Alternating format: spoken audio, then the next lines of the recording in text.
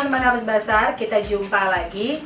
Teman-teman tahu kan kemarin tanggal 30 Maret kita merayakan Earth Hour. Terus nanti tanggal 22 juga akan ada Hari Bumi.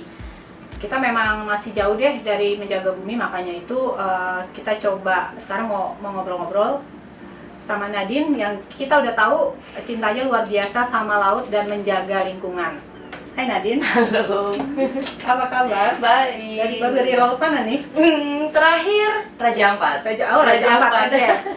Boleh cerita nggak sih gimana sih awal mulanya sampai cinta sama laut? Dan kenapa cinta? Karena laut ya memang itu 2/3 dari tempat kita tinggal ini laut. Jadi ya artinya laut adalah rumah kita. Dan kenapa cinta? Karena pernah waktu SMP pernah road trip sama keluarga ke Bali dan kita sempat berhenti di beberapa pantai dan di situ banyak plastik, plastik dalam arti bungkus permen, kemudian stick lollipop, kemudian mungkin ya snack-snack. Nah sebenarnya saat itu nggak sadar, tapi yang nyadarin tuh papaku gitu. Aku pada saat di pantai tuh aku kumpulin plastik dan aku bawa pulang. Selama perjalanan aku buat sesuatu gitu, aku sudah bawa peralatan perangku yang mana aku suka berkarya. Jadi aku suka berkarya dan aku jadi prakarya dan untuk aku bisa tunjukin atau aku buat pameran di sekolah. Jadi dari situ papa ngelihat ini anak doyan mengumpulkan sampah. Terus dari situ sebenarnya aku disadarin sama papa bahwa kamu nih fokus di lingkungan nih, kamu harus terusin lagi gitu. Jadi dari situ aku langsung berpikir ya, karena menurut aku nih udah bagus ya saat kita kalau nge-frame foto gitu satu pantai cantik, mungkin ada pegunungan cantik, tapi kalau ada plastik yang mana itu mungkin udah jadi sampah, itu mengganggu kecantikan itu. Jadi kayak aku ngumpulin gitu. Waktu kecil sih. Umur berapa tuh waktu itu? SMA ya. Karena di situ aku udah punya SIM, aku udah nyetir. Itu awalnya. Iya, itu trigger kenapa pengen banget kita lepas dari sampah yang berserakan. Jadi sebenarnya waktu itu lebih pada concern pada lautnya, jadi bukan karena cinta pada lautnya ya waktu itu. Belum ya? Belum. Terus jadi setelah itu triggernya, terus kenapa cinta banget memilih? Maksudnya di luar sampahnya ya, tapi terus eksplorasi ke lautnya waktu itu gimana? Eksplorasi itu 2005 pada saat masih menjadi Putri Indonesia, keliling banyak juga ke tempat-tempat yang bukan hanya di perkotaan tapi juga di laut, juga ada juga hiking ya. Dan di situ pas ngeliat di laut tuh aku coba kumpulin, terus aku coba bicara tentang lingkungan. Terus ya aku mikir kalau cuma aku doang yang gerak kayak nggak mungkin bisa nih. Jadi aku coba lebih bersuara lagi, tapi ya thank God dengan di dunia entertain ini kita berhubungan dengan per-TV-an kan, per-televisian yang mana kita bisa lebih speak out dan lebih didengar dan ada perubahan. Jadi aku mikir ya, aku harus bicara supaya lebih banyak lagi orang bicara dan concern pada bumi ini, jadi ya akan lebih efektif. Iya. Itu waktu itu mulai didiriin si Soldier ini baru 4 tahun. Baru 4 tahun terakhir ini. Jadi ya dari situ aku pikir oke, buatlah si Soldier ini. Jadi ya amin, kita udah ada 15 kota. Udah mau masuk 16 kota yang mana tiap daerah punya isunya masing-masing yang berbau lingkungan. Tapi bukan tentang sampah aja, tapi bagaimana kita ngubah pola hidup kita menjadi lebih peduli akan plastik kita, sampah kita. Terus attitude kita juga lebih ramah di bawah alam sadar kita.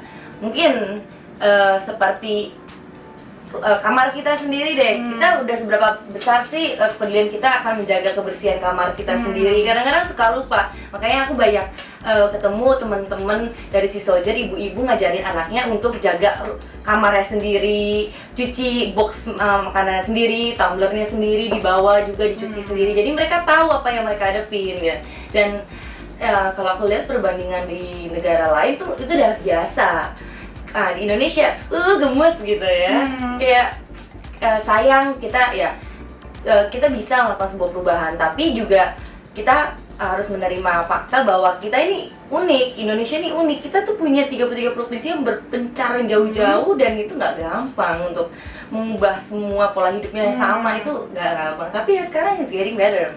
Iya ya, kerasa. Iya, iyalah. Dengan adanya tren go green, mungkin salah satunya yang bisa teman-teman mungkin udah pernah sering ikut maraton kan gitu, maraton untuk go green, oke lah gitu. So, itu jadi kayak satu yang concern bersama untuk kayak ngelakuin sebuah perubahan. Tapi kalau dari pengalaman Nadine yang paling worst dalam melihat bukan cuma sampah, kita semua tahu dan sampah tuh menyedihkan. Maksudnya ya walaupun getting better, tapi kita masih banyak lihat sampah plastik gitu ya. Karena semuanya kan bermuaranya pasti nanti akhirnya ujung-ujungnya ke laut ya. Tetapi yang paling worst yang maksudnya kita juga kita bisa menggugah kita semua masing-masing buat yuk kita sama-sama jangan rusak ya, maksudnya karena kita kan jauh dari laut nih, misalnya kita berapa kilometer dari laut, kita suka nggak sadar bahwa apa yang kita perbuat di sini tuh bisa. Tapi yang akibat yang Nadine lihat tuh yang paling worst apa sih? Yang paling worst sebenarnya daily life ya, itu yang paling sering aku dapat pertanyaan, apa sih yang kita lakukan, apalagi kita yang tinggal di perkotaan, emang ada hubungannya ke laut, ke gunung? Emang kita tidak tinggal di laut atau di gunung, tapi justru sampah terbanyak itu berasal dari daratan, yang mana kita di perkotaan. Dan aku mengambil filosofi air mengalir dari hulu ke hilir, jadi semua yang ada di daratan itu end up-nya semua ke permukaan laut dan ke dasar laut. Walaupun bilang wah lautnya bersih, tapi semua nyangkutnya tuh di bawah tuh, di dasar laut tuh gitu. Dan ya jadi yang worst-nya ya sebenarnya di daratan ini. Jadi ya yang perlu kita ubah adalah pola hidup yang menjadi new habits kita. Seperti mungkin bisa dipraktekkan, hal yang paling sederhana adalah pada saat kita ke restoran itu otomatis pasti sedotan udah ada ya. Jadi kita harus punya inisiatif bilang, nggak usah pakai sedotan. Saya nggak pakai sedotan ya. Itu terkadang lupa. Jujur, aku juga terkadang lupa ya. Itu manusiawi banget, itu normal. Tapi kalau ingin mencoba mengubah pola hidup, menantang diri kayak satu hari nggak mau pakai 3 plastik gitu. 3 plastik dalam arti mungkin pada menolak plastik ketika di department store gitu ya. Bisa kan? Kayak satu nggak mau pakai sedotan, satu pas lagi belanja nggak mau pakai, ketiga nggak perlu dibungkus lagi, pakai kantongan reusable bag-nya bisa aja kan? Tapi ya di sini di pasar saya kebetulan kemarin beli yang I'm not plastic gitu, sedotan. Jadi ya ini juga di sini ada, jadi kalau misalnya kita mau minum ya kita ambil dari plastik yang plastik gitu kan. Atau sekarang kan udah banyak yang aluminium, ada bambu gitu. Tapi kalau bisa memang itu dipakai untuk diri sendiri, jangan berbagi lah, karena itu personal banget ya. Betul ya. Tapi yang paling worst yang nggak tahu, saya lihat di video sih yang penyu keluar plastik itu. Nah, dia pernah lihat yang worst nggak di laut? Sampai penyu yang masuk, maksudnya yang sedotannya masuk atau mungkin dalam perutnya ini enggak sih, belum melihat secara langsung ya. Plastik itu berada di dalam perut si ikan lah. Iya, kemarin ada pertanyaan tuh tentang kemarin pendapat Nadine tentang kematian paus yang akibat perutnya penuh dengan plastik. Iya, sebenarnya paus ya akibat plastik sebenarnya itu dengan kekuatan sosial media sekarang lebih mudah terangkat isu-isu yang sedang terjadi, dan itu bukan hanya di Indonesia aja, tapi hampir di seluruh negara juga punya masalah yang sama tentang plastik ini. Dan ya sebenarnya satu sisi beruntung kita punya sosial media, jadi kayak lebih tahu apa yang terjadi ya. Nah, itu harus dilakukan sebuah perubahan. Mungkin akan tidak seperti kayak oke, besok udah tidak ada paus yang mati akan pasti lagi, kayak tidak seperti membalikan telapak tangan yang gampang, enggak sih. Itu butuh proses semuanya. Tapi nanti ikutan nggak investigate, maksudnya bagian dari ketika ada penemuan kayak gini gitu ya, terus jadi kebetulan ada teman-teman dari Sea Soldier bisa langsung ke lokasi, karena kan nggak selalu di Jakarta. Tapi yang pernah aku investigasiin langsung tentang sirkus lumba-lumba keliling. Kenapa tuh? Jadi aku di situ aku nyamar, aku sempat sharing di YouTube. Aku nyamar pakai wig, makeupnya juga diubah. Pokoknya nggak kelihatan kayak ini Nadine yang masuk, karena ada beberapa teman dari Jakarta Animals Aid Network, Jan. Mereka fotonya tuh dipajang di depan untuk tidak masuk ke sirkus lumba-lumba keliling. Jadi kenyataannya adalah di Indonesia masih ada sirkus lumba-lumba keliling, di negara lain udah nggak ada. Sirkus lumba-lumba keliling dalam arti itu lumba-lumba pindah ke satu tempat lain, yang mana proses perpindahannya itu membuat dia merasa stres karena jauh dari orang tua, misalnya orang tua keluarga. Karena mereka kan rata-rata kan bukan soliter ya. Dan dia kalau stres tuh nabrakin moncongnya sampai hancur. Jadi kita bicara, coba kalau mau lihat lumba-lumba langsung ke laut, karena kan lebih bagus quality time dan jalan. Itu ada Indah, Lydia. Lydia, halo semuanya. Pak Edwan. Pak Edwan. Hai Mama. Hai Bunda. Gitu. Iya. Jadi ya sebenarnya itu hal yang sangat sederhana ya. Kayak mungkin kalau sirkus lumba-lumba keliling memang kita sebagai anak waktu itu kita anak kecil ya, kita diajak orang tuanya untuk melihat lumba-lumba, seneng kan. Nah mungkin ya edukasinya itu sekarang bukan hanya untuk anak kecil aja tapi untuk orang tua sih juga. Oke. Kalau Nadine bisa suggest misalnya kalau kita mau lihat lumba-lumba langsung di alamnya, Indonesia penuh banyak dengan laut. Jadi tapi paling deket deh di mana supaya bisa paling deket nggak usah jauh-jauh gitu. Kalau dari Jakarta ya paling deket Bali, ada juga Manado, ada juga bisa ke Banyuwangi, bisa juga ke Banyuwangi udah bisa lihat lumba-lumba bisa. ya? Jadi sebenarnya setiap kita menyeberang pasti ada lumba-lumba di ujung kapal. Kenapa? Karena mereka numpang di ujung kapal untuk lebih lincah berenangnya. Pasti disapa sama lumba-lumba. Jadi sebenarnya gampang. Saya dengar katanya Kepulauan Seribu bahkan kemarin udah bisa keluar si tiger shark itu. Iya, iya kan? Berarti laut Indonesia better dong. Iya dong. Ya, mudah-mudahan ini berkat Bu Susi kali ya, mudah-mudahan. Pasti ada pengaruhnya dengan menenggelamkan kapal. Ya, itu pasti ada feedback bagus lah buat kita. Okay.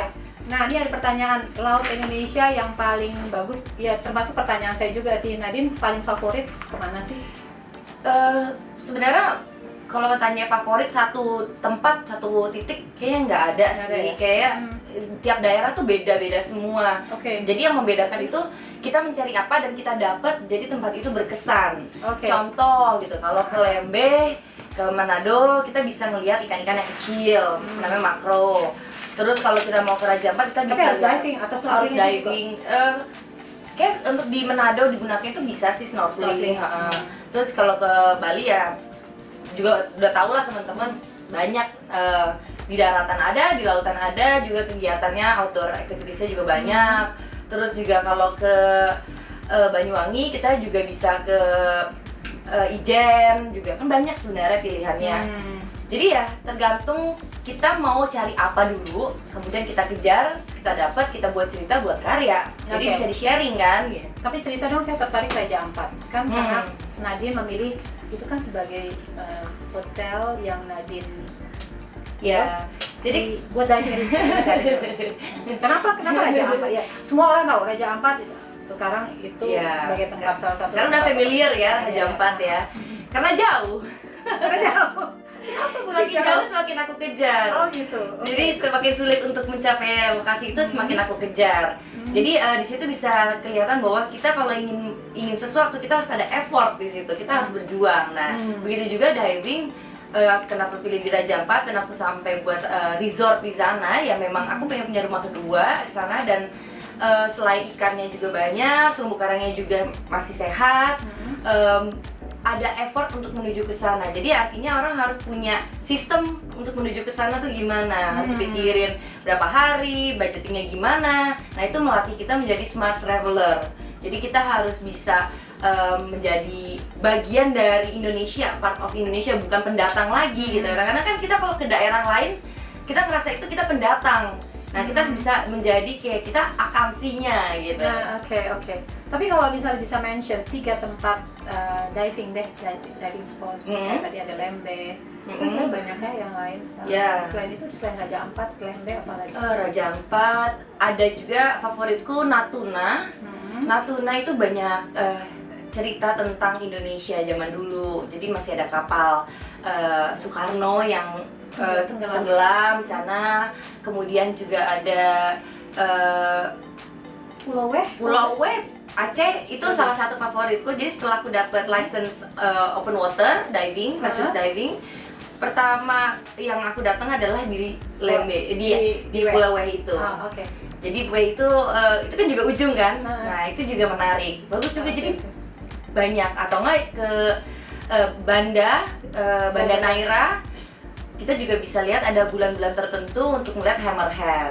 Dan kalau bukan penyelam, ya lihat aja kotanya. Itu kayak kota apa ya? Maksudnya Banda Neira itu kayak punya cerita sendiri tentang Indonesia. Jadi kita tinggal di sana kayak kita masuk ke zaman dulu ya. Ini ada pertanyaan, kalau sirkus baiknya tidak ditonton. Kalau yang show di kebun binatang, kalau saya sih tahunya biasanya kalau orang udah kayak fan. Iya. Sebenarnya sulit untuk kayak kita nonton di kebun binatang, tapi itu jauh lebih baik lah, lebih apa ya, hewani lah, lebih manusiawi. Kayak binatang itu diperhatikan makanannya, kelayakannya, mungkin space-nya juga lebih luas. Tapi ya kalau ada pilihan lebih baik, pokoknya segala yang sirkus sebaiknya agak tetap diajarkan kalau melihat binatang langsung ke tempatnya. Tapi memang ada beberapa binatang yang kita nggak mungkin langsung lihat, kayak seperti mungkin kayak harimau, itu kan susah ya. Kita pernah mau cari harimau, badak, ya ketemunya cuma jejaknya gitu dulu sama WWF. Dan ya memang mungkin itu yang harus diperhatikan. Selama itu binatang tidak merasa terancam atau tempatnya merasa sempit, ya itu mungkin kurang tepat. Tapi kalau memang ingin pelajarinya bukan hanya sekedar oh ya ini binatang ini A, B, C, tapi nggak tahu mau apa lagi. Jadi udah tahu nih, lebih dalam lagi lah cari. Kalau teman saya juga pecinta lingkungan bilang pokoknya ketika di dalam proses pelatihan binatang itu untuk sirkus tidak mengalami penyiksaan. Nah itu. Gitu kan ya? Yes. Oke. Nah sekarang lingkungan hidup itu sekarang kan mesti kita jaga juga gitu ya. Artinya kalau misalnya kita tadi udah nggak pakai plastik, apalagi sih Din yang mesti diperhatiin selain sampah plastik? Sampah plastik sebenarnya yang susah terurai itu styrofoam. Styrofoam, terus baterai sebenarnya. Baterai juga susah terurai. Terus mungkin ya kalau kita lagi trip, mungkin kita menggunakan sabun-sabun juga yang masuk ke laut itu juga mungkin ya bisa dibilang itu harus hemat air, hemat penggunaan deterjen juga, itu mungkin juga bisa diperhatikan. Memang sih mungkin orang berpikirnya repot banget ya jalanin hidup banyak aturan.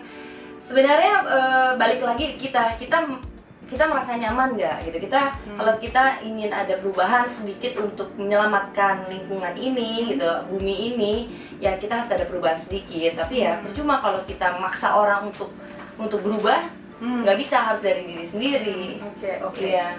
Nah di Bazar April itu kita juga bahas soal eco resort. Yes. Nah Din, kalau misal sekarang traveling memilih eco resort nggak?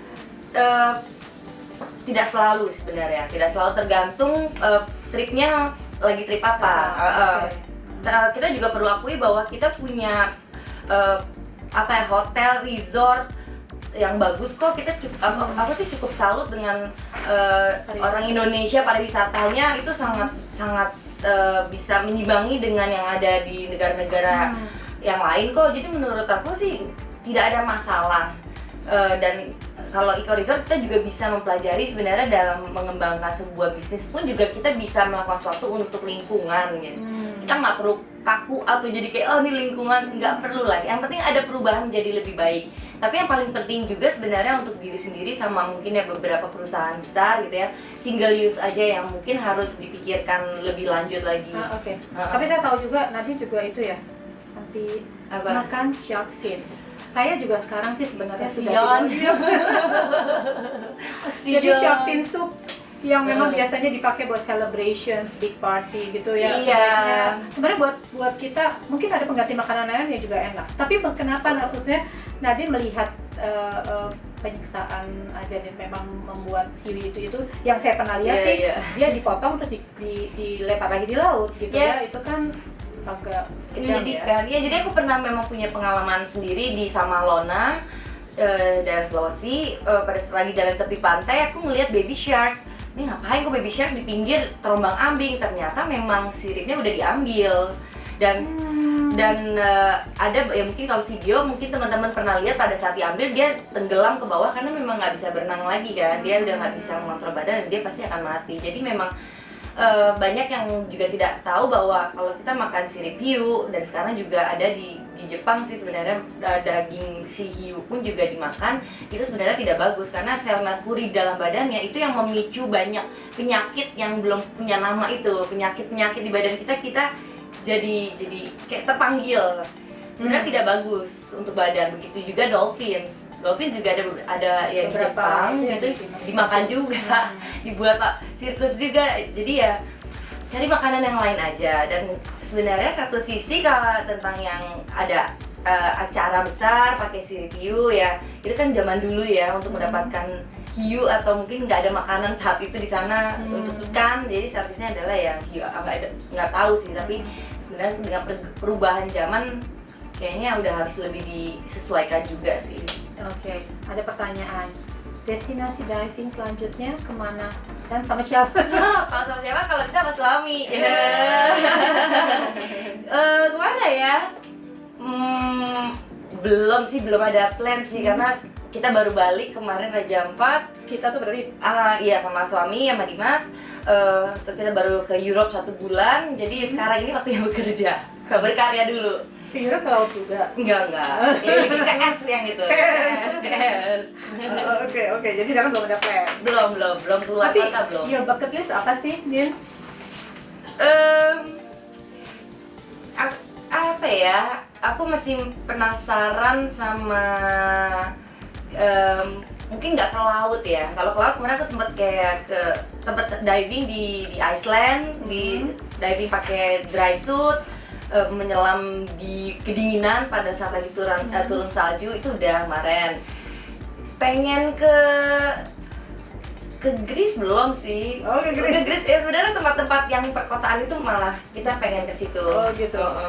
Tapi sebenarnya Laut Indonesia nggak kalah dong sama. Enggak lah, bagus banget Maria. Jadi kita bangga lah, kita tinggal di sini, kita tinggal tinggal cari tiket. Kalau memang pengen punya budget khusus, cari aja time yang tepat, nanti pasti harganya kan naik turun. Udah, pergilah, keluar dari kamar lah, lihat sendiri, nikmatin. Ya nggak Maria? Nah tuh katanya pesan terakhir. Pesan terakhir apa ya Maria, gimana Maria? Kalau saya sih sama seperti ketika saya tulis Editor's Letter edisi April, saya bilang kita coba deh berusaha. Kita memang mungkin nggak bisa seperti warrior lingkungan gitu ya. Maksudnya paling tidak kita coba reuse, betul. kita recycle gitu ya. Terus kita coba yang tadi memakai bahan-bahan yang cukup ramah lingkungan gitu. Ya berawal dari diri kita, hal yang kecil deh, kita mulai dari hal yang kecil dulu aja gitu. Betul banget sih. Kalau aku ya mulainya dari diri sendiri, nggak perlu ada yang nungguin, nggak perlu melakukan sesuatu untuk sebuah caption di Instagram, tapi lakukan sesuatu karena memang keinginan sebuah perubahan. Karena ya dari situ banyak yang akan dikeplos buat kalian. Oke teman-teman, semoga menginspirasi ya. Jadi yuk kita sama-sama bikin gerakan yang cuma mulai dari kecil aja, semoga bisa membawa perubahan besar. Sampai jumpa minggu depan.